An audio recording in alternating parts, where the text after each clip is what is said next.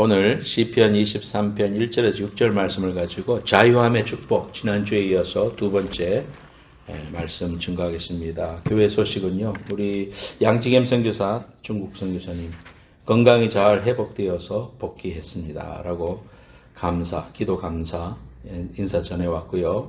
라오스 민송 선교사님이 선교 보고 보내오셨습니다. 카톡으로 보내오셨는데 여러분들한테 쉐어하도록 하겠습니다. 그래서 우리 민송 선교사님은 아주 철저하게 그 보고 같은 것도 얼마나 숫자적으로도 잘 이렇게 표시하시는지 정말 대단하신 분이.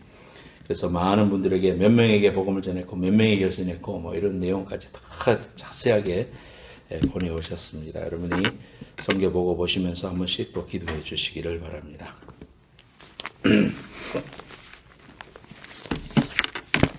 우리 지난주에 자유함의 축복 1이 뭐였느냐 하면은 자유함을 주시는 하나님의 귀한 은혜를 경험할 때 우리가 복음의 자유함을 누리며 살 수 있게 되는데, 첫 번째로는 욕심의 자유였다 그랬습니다. 우리가 그러한 욕구가 죄는 아니지만 지나치게 될 때 거기에서 문제가 생기고 죄가 온다. 욕심이 잉태한 즉 죄를 낳고 죄가 장성한 즉 사망을 낳는다 그랬습니다. 그것을 우리가 해결할 수 있는 방법은 예수님이 목자 되심을 날마다 고백하고 그것을 내 신앙의 고백으로 삼을 때 하나님이 나의 모든 것이 되기 때문에 욕심으로부터 자유함을 얻을 수 있다 그랬습니다. 두 번째로는 두려움의 자유였습니다. 두려움, 이러한 것들은 죄가 갖다 준 것인데 우리가 예수를 믿고 구원을 받고 이러한 두려움으로부터 자유함을 얻으려면은 주님의 임재, 사망의 음침한 골짜기로 다녀도 하나님이 나와 함께 하신다는 임마누엘의 약속을 붙잡을 때 하나님의 지팡이와 막대기가 우리를 보호하시고 인도하신다. 그래서 주님의 임재의식, 이걸 늘 훈련하고 내 삶 속에서 매일 주님이 나와 함께 하시는 것을 훈련할 때 그런 것들을 이길 수 있다고 그랬습니다. 또한 내 영혼의 때를 확신하는 믿음을 가질 때 로마의 핍박을 받았던 수많은 우리 그리스도인들도 땅속에서 또는 사자굴에서 죽으면서도 순교를 감당하면서도 도리어 로마가 기독교를 공인할 수밖에 없었던 위대한 능력과 은혜를 주신 것은 내 영혼의 때를 확신하는 믿음 때문이었다. 이러한 의식을 우리가 분명하게 가지고 살아야 된다. 이 땅을 우리가 살면서 자꾸 잊어버리는데 우리가 가야 할 영원한 때, 내 영혼의 때에 부요한 자가 되어야 된다. 그 나라를 실제로 준비하는 우리의 남은 삶이 되어야 된다. 그러한 경각심을 가지고 살아야 된다. 이렇게 말씀을 드렸습니다. 오늘은 세 번째, 상처로부터의 자유입니다. 다 같이 따라해 봅시다. 상처로부터의 자유. 상처로부터의 자유. 죄가 우리에게 준 이러한 필연적인 결과는 상처가 있습니다. 몸에 여러 가지 흉터들도 남고 또 마음의 생채기도 생기고 그렇죠. 이런 상처는 결국은 인간의 왜곡으로 나타나서 우리의 바라보는 시각 또는 사람을 대하는 태도 이러한 것에 영향을 미쳐서 그 선악과를 따먹고 난 다음에 남자가 뭐라고 그럽니까? 창세기 3장 12절에 보면 하나님이 주셔서 나와 함께 있게 하신 여자 때문에 내가 범죄했습니다. 그 여자 탓으로 돌립니다. 말도 얼마나 이게 정말 하나님이 당신이 잘못이다 이 말이에요. 하나님이 주셔서 나와 함께 있게 한 여자 그것 때문에 내가 범죄했지 내가 범죄하려고 해서 범죄한 게 아닙니다. 이렇게 핑계를 댔습니다. 근데 아내는 뭐라고 했느냐 하면은 뱀의 유혹 때문이었다 그랬습니다. 핑계를 너무너무 잘하는 사람은 김건모죠. 핑계. 그래서 우리가 우리 인생 가운데 이런 핑계 때문에 살아가는 이런 사람들 많이 있습니다. 부부, 형제, 동료가 서로 믿지 못하고 인간과 인간 사이에 불화의 벽을 쌓게 됩니다. 어느 날 가만히 돌아보면 이 세상에는 전부 다 원수들만 둘러싸고 있는 것 같습니다. 우리가 인생을 살면서 그런 사람들 많이 보잖아요. 이렇게 사귀다가 뭐 하나만 틀리면은 절교해버리고 또 이 사람하고도 교제하다가 또 절교해버리고 그러니까 이 세상에서 다 절교하고 안 만나고 전화 안 하고 얼굴 돌리고 다시는 연락 안 하고 네모의 그 벽 속에서 자신을 가두고 살아가게 되는 사람들이 많습니다. 이민사회 속에도 너무나 많습니다. 그래서 다시는 내가 그 사람한테 연락을 하나 봐라. 그러면서 결국은 마켓 같은 데서도 만날까봐 두리번거리고 만나면 빨리 피해버리고 이렇게 살아가는 참 어떻게 보면 안타깝고 또 한편으로는 이해도 가는 것 같으면서 또 저렇게 살아가지고는 세상에 친구가 없겠다 그런 생각도 해봅니다. 그렇게 되면은 이 상처라는 것은 우리의 삶의 여정 가운데서 기쁨을 빼앗아 버립니다. 노래를 빼앗아 버립니다.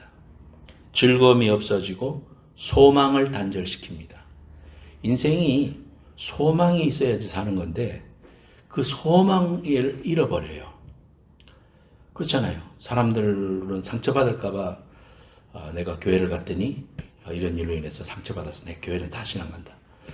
그러니까 내 삶에서 다시 복음을 받고 말씀으로 회개가 되고 하나님 안에서 이렇게 관계가 열리고 회복이 돼야 되는데 단절 해버리니까 그런 기회를 갖지 못해서 참으로 안타깝고 어려움을 가지게 되고 소망이 없는 사람처럼 살아가게 됩니다. 이 세상에 소망을 뒀던 곳에서 다 배신을 당하고 또는 상처를 받고 그럽니다. 그래서 우리가 이런 상처가 우리 삶에 있지만 이러한 걸 갖다가 우리가 어떻게 우리가 예수 믿는 사람이 이 소망을 이 상처를 치유받고 하나님의 은혜 속으로 나아가느냐 이것은 우리에게 달려 있습니다. 성령님이 그래서 우리에게 그런 것들을 도와주시고 은혜를 주십니다.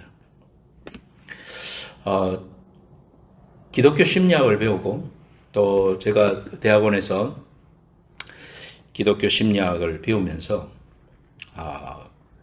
새롭게 눈이 뜬 부분이 있다면 사람을 바라보는 시각이 조금 더 다양해졌다 이렇게 볼 수 있습니다. 이전 같으면 사람이 나에게 이상한 행동을 했을 때 상처가 되고 저 사람도 상처가 되었다고 말하는데 내가 그것을 받으면서 저 사람은 어떻게 생겨먹은 사람인가 이렇게 생각하고 내가 상처를 깊게 받든지 말을 안 하든지 또는 그걸로 인해서 여러 가지로 괴로움을 받든지 이렇게 될 수 있는데 우리 인생을 가만히 살펴보면 모든 사람들이 크든 작든 간에 부모로부터 또는 선생님으로부터 또는 친구들로부터 이러한 많은 영향력을 받으면서 살아왔기 때문에 크고 작은 상처들이 있습니다.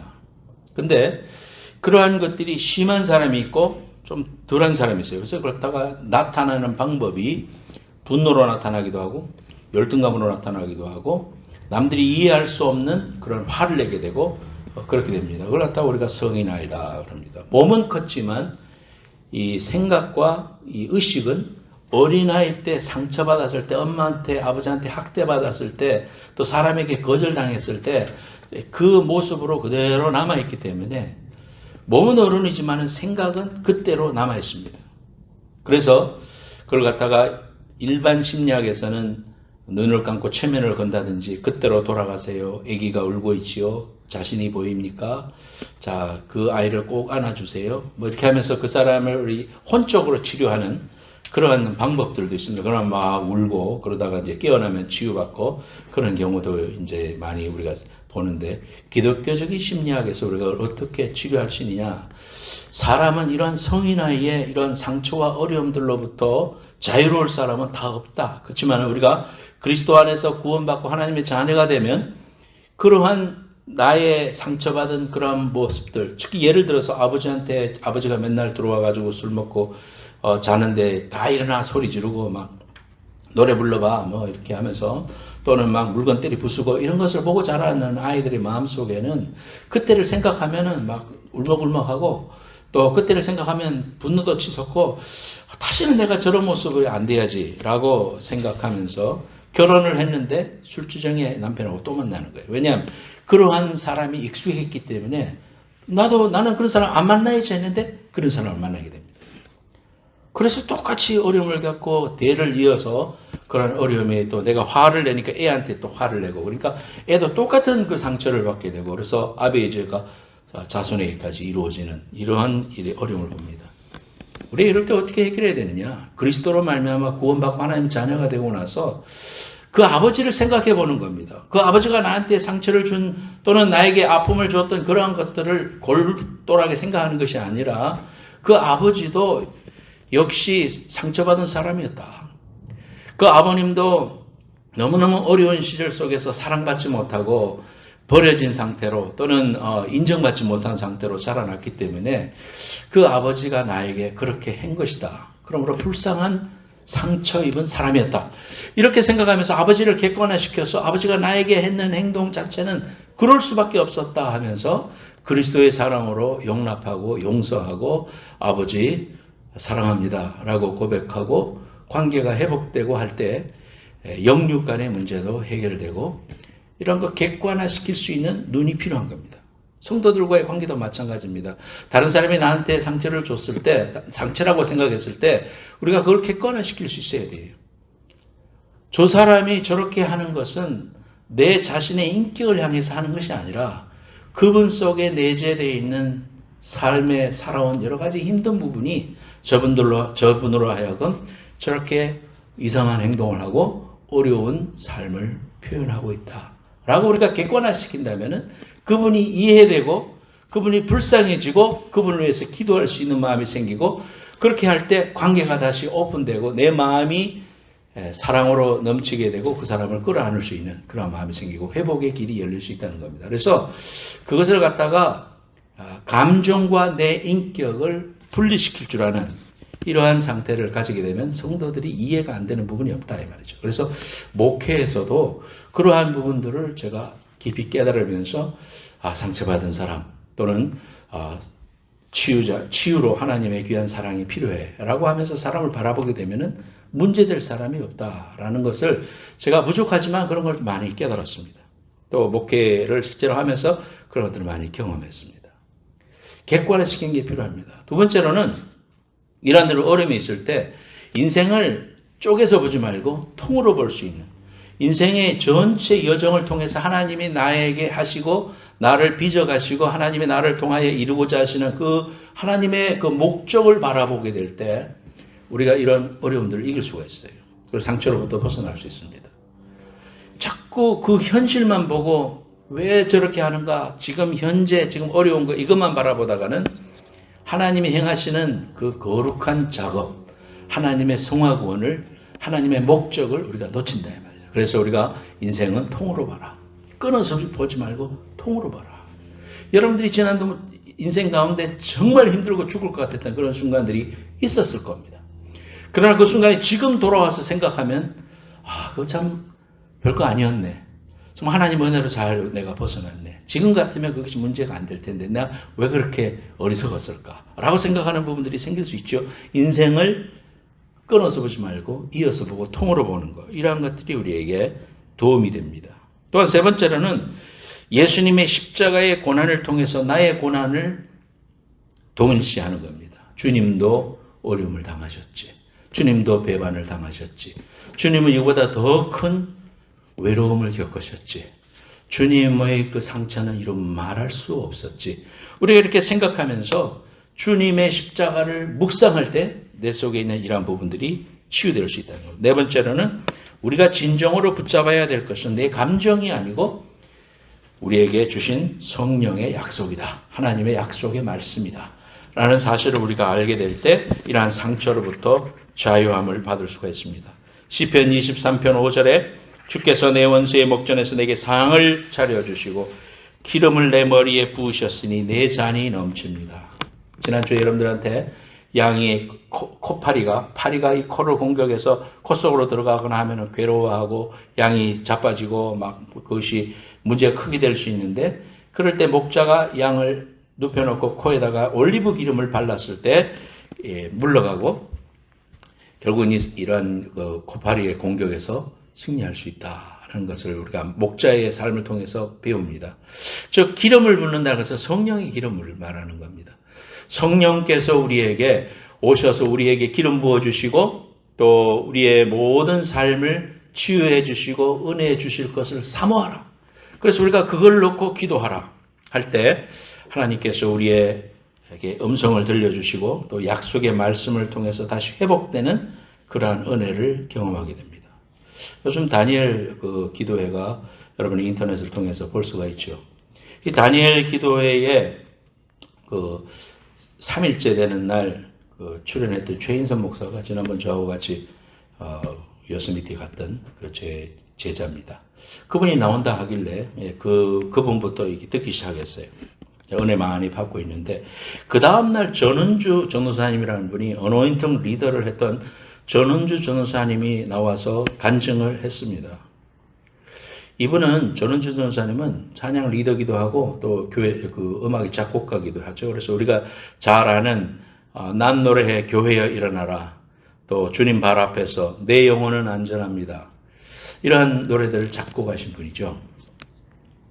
태어날 때 왼쪽 눈이 거의 감겨져 있는 상태로 태어나서 5살까지 피부를 이식하는 등 3번의 대수술을 받았지만은 문제가 해결되지 않았습니다. 문제는 학교를 다니면서 친구들이 왕따를 시키고 놀리고 학교만 가면은 애들이 기다리고 있다가 그렇게 놀렸다는 겁니다. 그래서 이런 것들 때문에 너무 괴로웠고 교회는 다니고, 그런데 더 충격적인 거는 교회의 친구들이 교회에서는 나를 잘 선대하는데 학교에만 가면 나를 피하고 또는 그 학교에서 그 친구들이 다른 태도를 보이는 걸 보면서 큰 충격을 받았다고 그러죠. 그래서 결국은 이런 것들 때문에 대인관계도 잘 못하게 되고 또 여러 가지로 이제 어려움을 겪어서 사역도 하고 그렇게 했지만은 마음속에 풀리지 않는 그 괴로움이 있었는데, 그것은 하나님, 내가 이렇게 어렵고 힘든데 하나님은 도대체 어디 계십니까?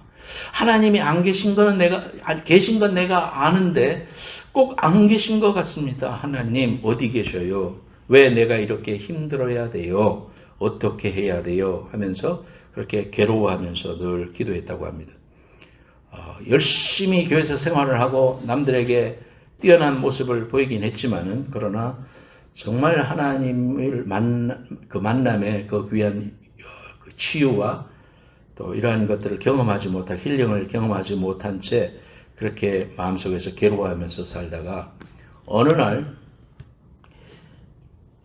마태복음 28장 19절에서 20절, The Great Commission, 그러므로 하늘과 땅의 모든 권세를 내게 주셨으니 그러므로 너희는 가서 모든 족속으로 제자를 삼아 아버지와 아들과 성령의 이름으로 침례를 주고 내가 너희에게 가르쳐 분부한 것을 가르쳐 지키게 하라.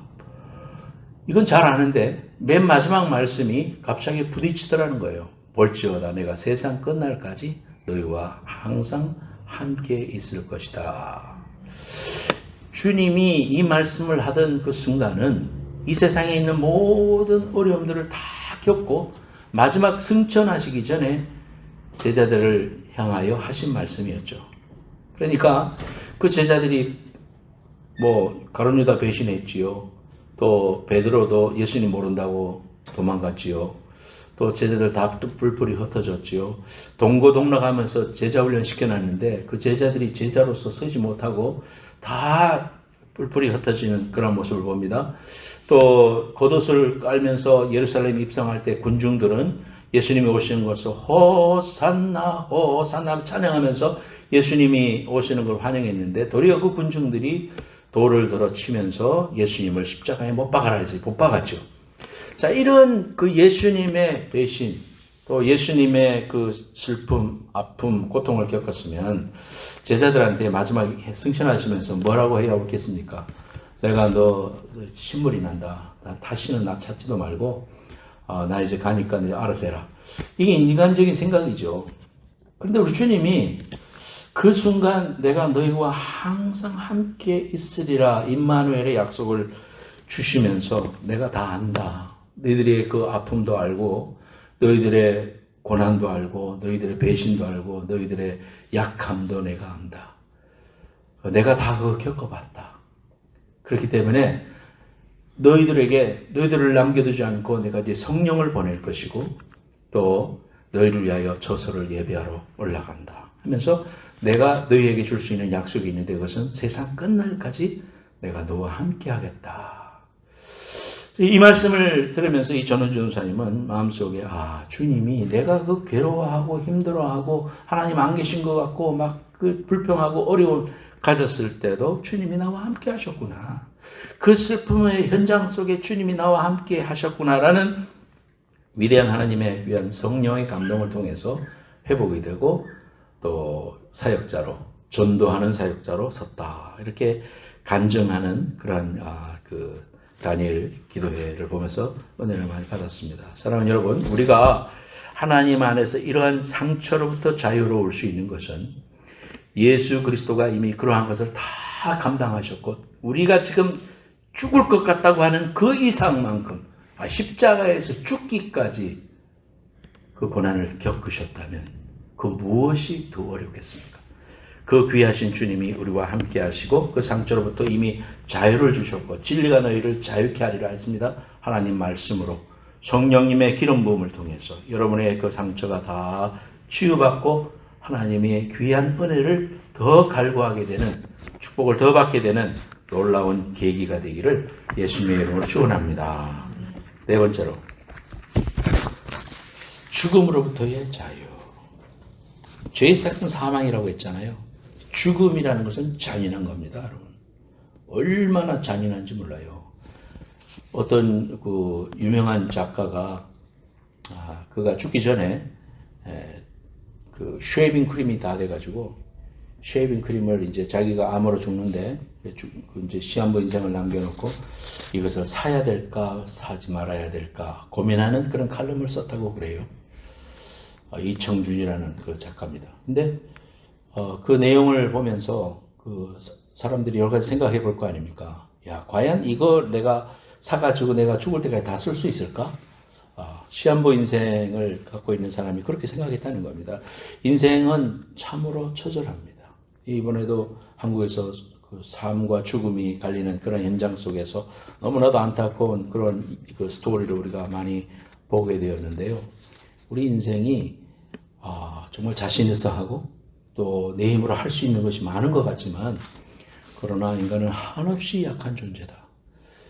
죽음이라는 것이 내게 갑자기 내가 원하지 않을 때 준비가 안 됐을 때 갑자기 올 수 있다는 겁니다. 이것이 죽음의 잔인함입니다. 얼마나 인생의 모든 관계를 끊고 인생의 모든 계획을 끊고 인생의 모든 소망을 끊어버리는 것이 죽음입니다. 그래서 사도 바울이 참 이 사망이라는 것은 원수다 그랬습니다. 사망은 성도들의 마지막 원수입니다. 우리가 이 사망 그 자체만 보면 예수 그리스도의 부활과 생명, 영생 이런 것들을 바라보지 않고 보면은 정말 죽음이 이 세상의 최고의 왕 같지요. 죽음이 모든 것을 정복했으니까. 그런데 육체의 죽음으로 모든 게 끝난다면 그 말은 진리겠습니다만 고린도후서 5장 1절에 사도 바울은 이렇게 말하고 있습니다. 만일 땅에 있는 우리의 장막의 집이 무너지면 하나님께서 지으신 집, 곧 손으로 지은 것이 아니요 하늘에 있는 영원한 집이 우리에게 있는 줄 아느니라 그랬습니다.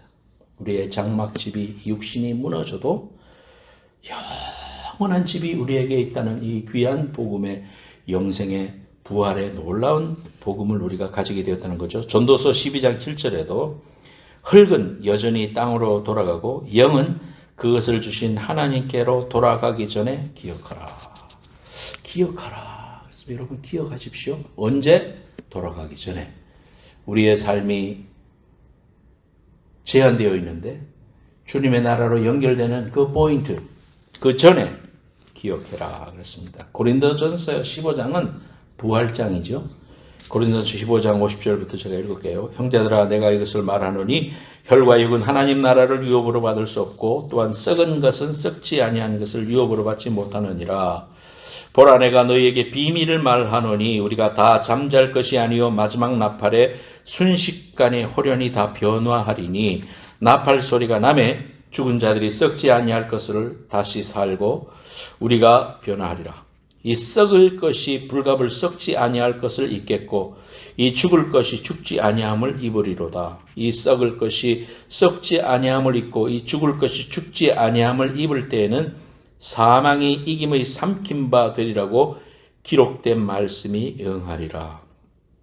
사망아 너의 이기는 것이 어디 있느냐? 사망아 너의 쏘는 것이 어디 있느냐? 사망에 쏘는 것은 죄요 죄의 권능은 율법이라. 우리 주 예수 그리스도로 말미암아 우리에게 이김을 주시는 하나님께 감사하노니. 그러면서 결론적으로 58절 말씀에 이렇게 말합니다. 그러므로 내 사랑하는 형제들아 견고하며 흔들리지 말며 항상 주의 일에 더욱 힘쓰는 자들이 되라. 이는 너희 수고가 주 안에서 헛되지 않은 줄을 알미니라 그랬습니다. 견고하며 흔들리지 않고 주의 일에 더욱 힘써서 내 영혼의 때를 바라보며 오늘의 삶을 결단해 나가고 주님 사랑하는 것 헛되지 않는다. 소자에게 찬물 한 그릇만 대접해도 하늘나라에서 기억된다고 했는데 주님을 위하여 여러분들이 수고하고 애쓰고 헌신하는 모든 것들을 헛되지 아니하고 하늘의 귀한 생명책에 기록될 뿐만 아니라 우리 주님이 지켜보고 계시고 여러분을 도우시고 하나님의 귀한 역사를 감당해 주신다는 겁니다. 갑바두기아에 있는 수많은 동굴 교회들을 거닐면서 그런 생각을 했습니다. 야, 우리 초기의 신앙의 선배들은 신앙을 지키기 위해서 말 한마디로 야합하면서 그저 속으로 신앙생활도 할 수 있는 길이 있었을 텐데 그거 싫다. 주님을 내가 겉과 속이 똑같이 주님을 섬기겠다. 그 가이드가 예수를 안 믿는 것 같은데도요.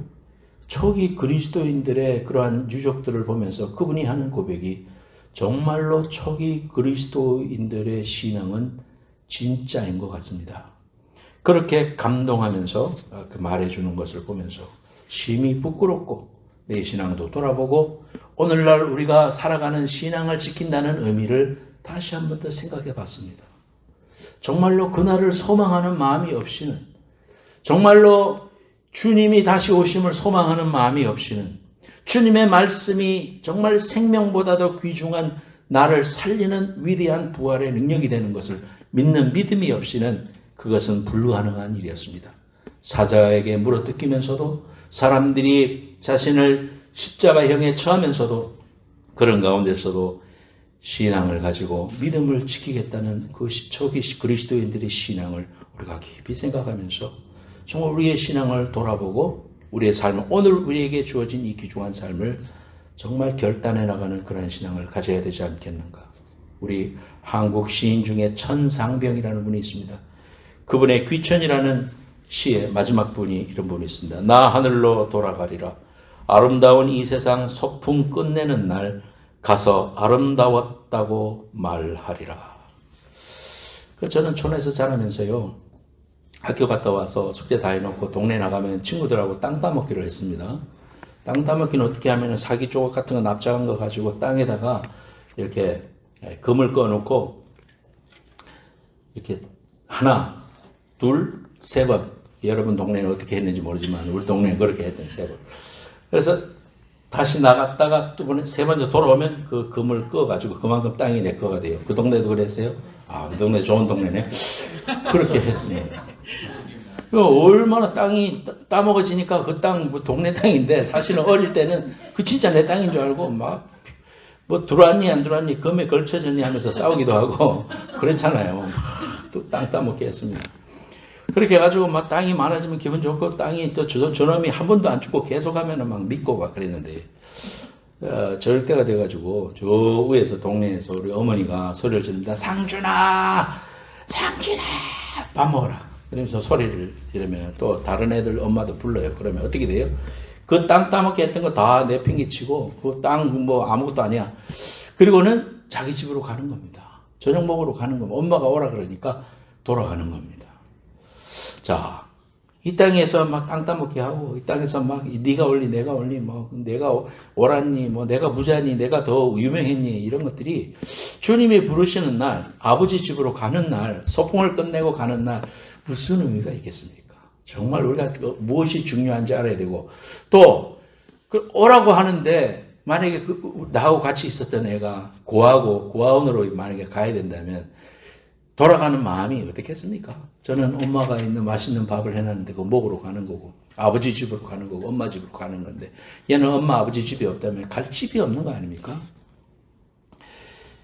참 우리가 돌아가야 할 본향이 있다는 것 아버지 집으로 지금 가고 있는 것 우리의 육신의 사망이 끝난다 할지라도 그 순간부터 소풍을 끝내고 영원한 나라에서 우리가 아버지와 더불어 영원히 만나고 사는 이 귀한 약속을 가진 자하고 돌아갈 곳이 없는 자하고 얼마나 큰 차이가 되겠어요. 사랑하는 여러분 우리가 정말 모든 것을 내려놓고 영혼의 때 아버지의 때 모든 상처와 슬픔과 죽음을 이기시고 그것으로부터 자유함을 주신 진리가 너희를 자유케 하리라. 예수 그리스도에게로 꼭 붙잡고 믿음으로 승리하는 여러분들 되시기를 예수님으로 축원합니다. 찬송 부르겠습니다.